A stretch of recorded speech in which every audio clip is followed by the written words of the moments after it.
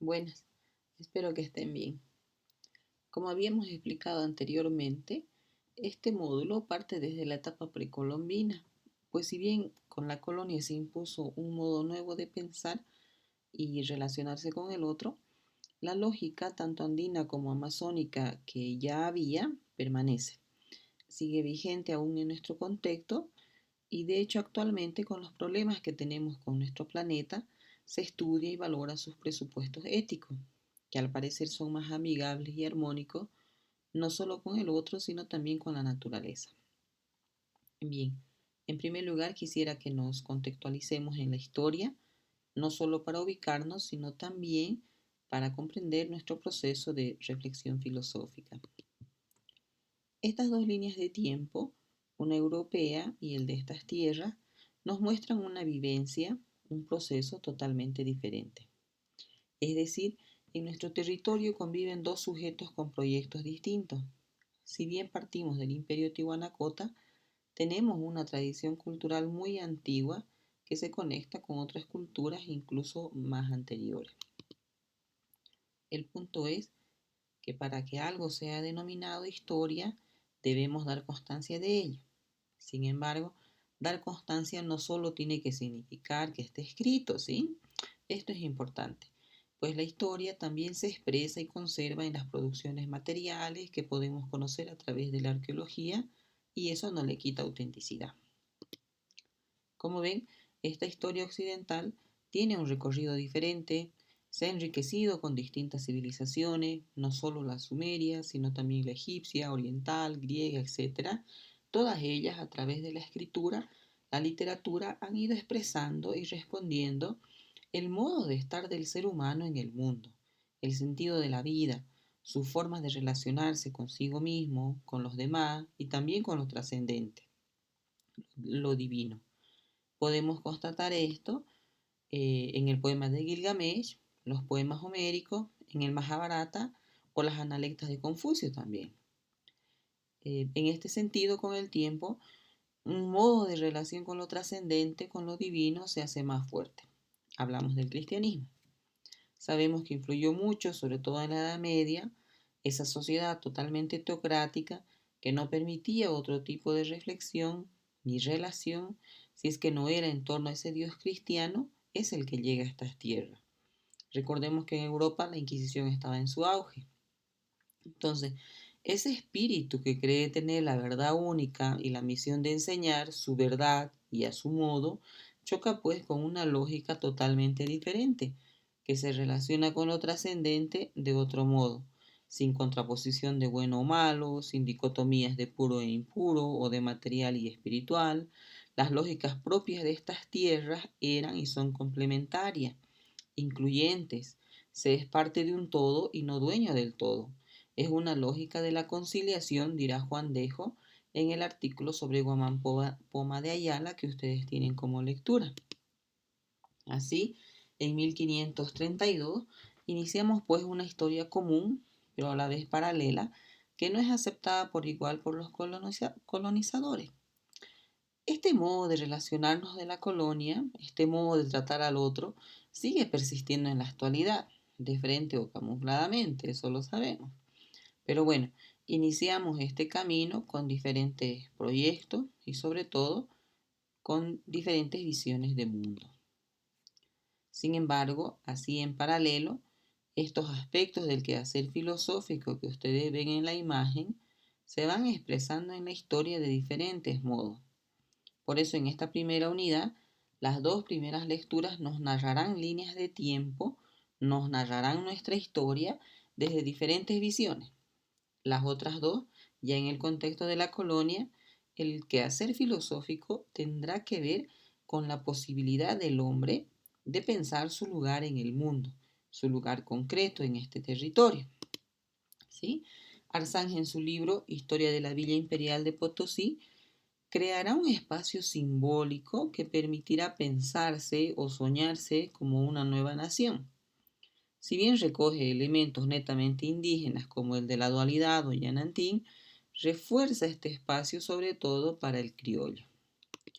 Por otro lado, a la gente nativa No le tocó otra cosa que ir adoptando nuevos conocimientos, aprendiendo a leer y escribir para comunicarse, relacionarse y también conservar de otro modo su sabiduría, su historia. Entonces, estos aspectos del quehacer filosófico se irán desarrollando y sistematizando en el transcurso de nuestra historia, no una historia a partir de 1825, sino precolombina. El saber ético, histórico, la comprensión de lo que nos rodea, el sentido de la vida, etcétera, son aspectos que ya existían antes de la llegada de los españoles. En el texto de Juan Dejo veremos que el choque fuerte que se dio en 1532 fue el choque de dos lógicas distintas. Para la lógica andina, la oposición significa complementariedad, la relación con la naturaleza es de correspondencia y reciprocidad, se es parte del todo, decíamos. En cambio, la lógica que llega a esta tierra es autoritaria y no permite otro tipo de relación con lo divino si no es el que ellos creen. Su relación con la tierra es netamente extractivista y creen que tienen el permiso divino para conquistar.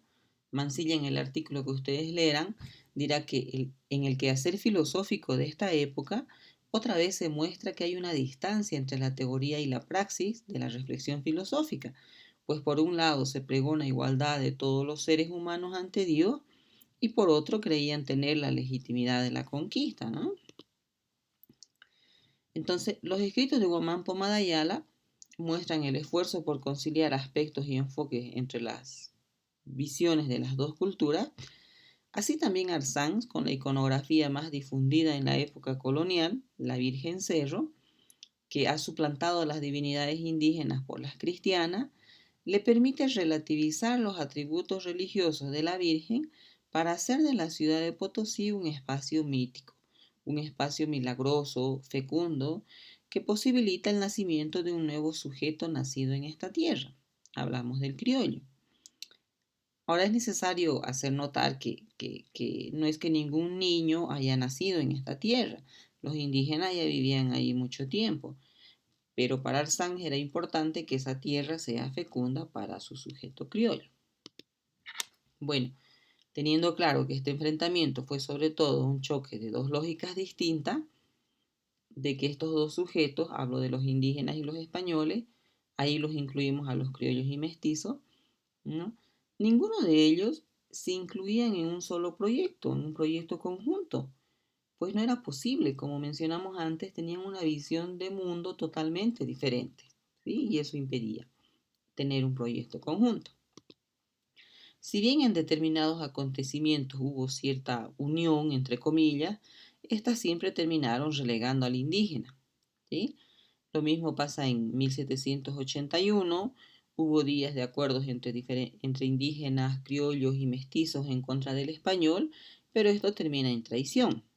Lo mismo pasará años más tarde en la Revolución Federal con Vilca, ya en el contexto republicano, ¿sí?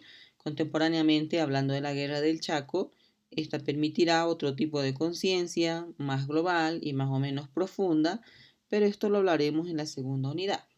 Volvamos a 1700. Entonces, hacia el año 1700 sabemos que por las reformas borbónicas y la crisis económica, el trato al indígena se agudiza. Y por otro lado, también se quiere cobrar impuesto a los mestizos, que hasta ese momento no lo hacía. Así se da la rebelión de Alejo Calatayud, que marca un imaginario importante, la posibilidad de un gobierno de criollos, sin desconocer la corona, obviamente. Años más tarde, de manera casi conjunta también, se escribirá el Manifiesto de Agravios, de la que Juan Vélez de Córdoba fue uno de los protagonistas importantes. Este hecho muestra también cierta unión entre criollos e indígenas contra la tiranía.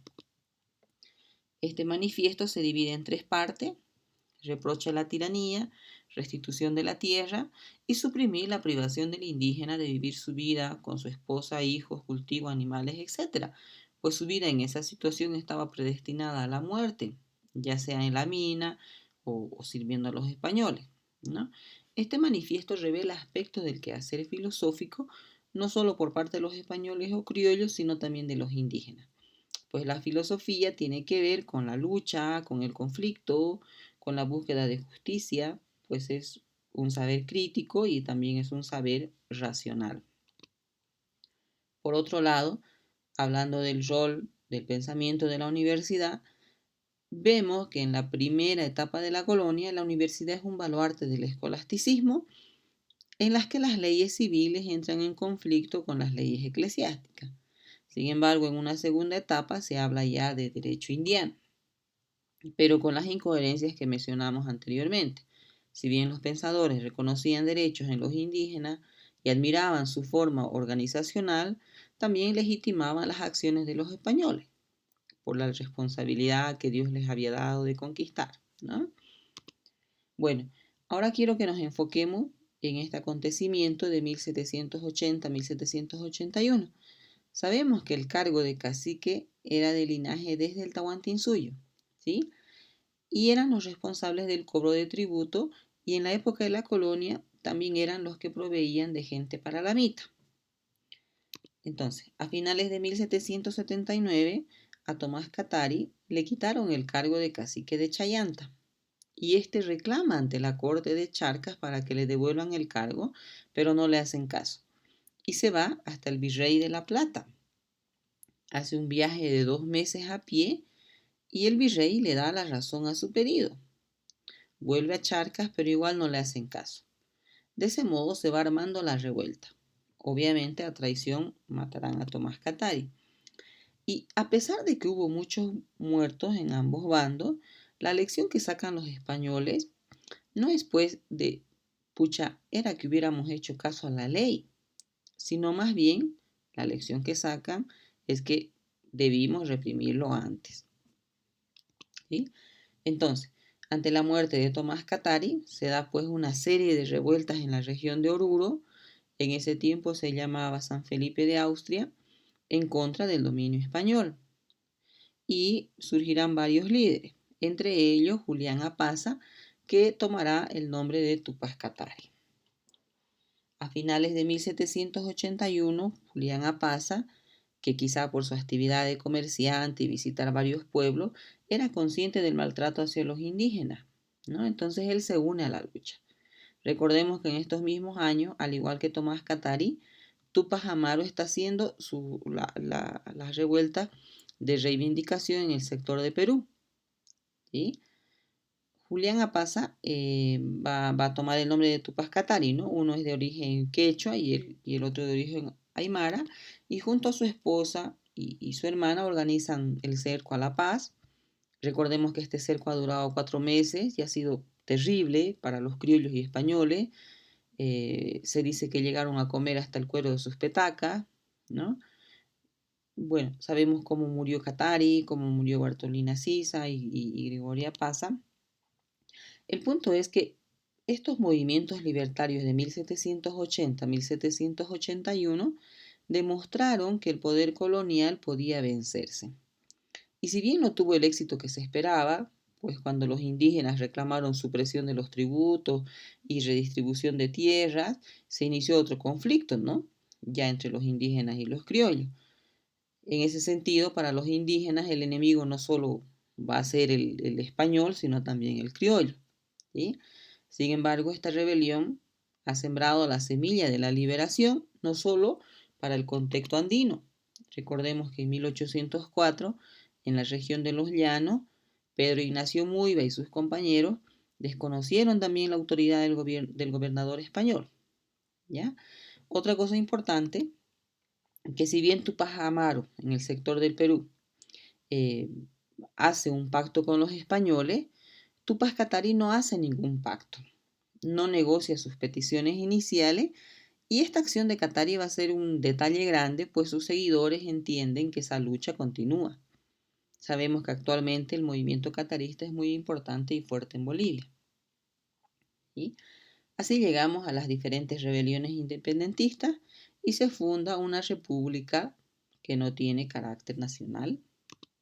Es una república desarticulada y tan diferente que de ella produce regionalismo.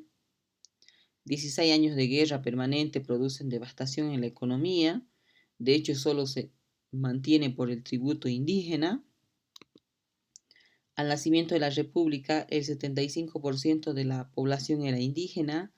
Sin embargo, la primera constitución está hecha por el 25% de los habitantes.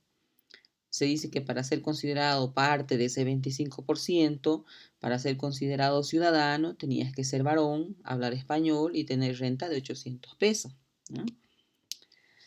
Una cosa interesante, con la creación de la República junto a Sucre llega pues Simón Rodríguez y fue de hecho nuestro primer ministro de Educación. Pero claro, las ideas de Simón Rodríguez no encajaban con la realidad de nuestro país. El modelo pedagógico libertario de Rodríguez no tenía asidero. Él proponía una educación liberadora, transformadora, una educación popular, técnica, igualitaria, tanto para hombres y mujeres, pero claro, en ese contexto sus ideas estaban desubicadas y bueno, sabemos que tardó años en cumplirse algo de lo que él ya proponía y Sucre no tuvo de otra que pedirle su renuncia, ¿no? Decíamos que también en la época republicana el nuevo país seguía sosteniéndose con el tributo indígena, esa forma de relación, ese trato con el otro, el trato al indígena que se tenía en la colonia, en la república incluso se agudiza, es peor. Las leyes del nuevo país se empecinan en despojarlos de la poca tierra que les queda, pues los que están a cargo de este nuevo territorio mantienen esa lógica extractivista y están enfocados en sacar todo el provecho para sí mismos y no en construir no solo patria, sino nación. Bueno, el contexto de 1825 para adelante será tema de la segunda unidad y hasta aquí nos quedamos nosotros. ¿Sí? Muchas gracias.